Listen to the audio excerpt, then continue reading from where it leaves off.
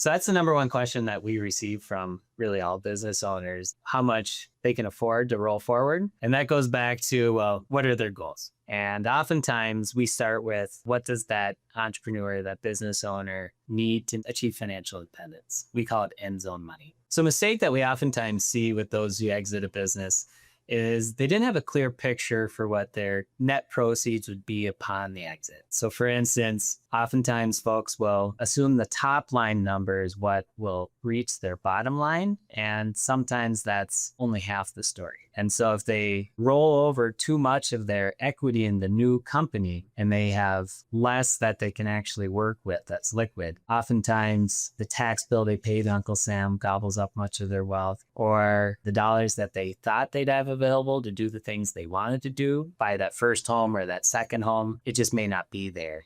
And they take on a lot of risks that the second bite of that apple will be more meaningful than the first.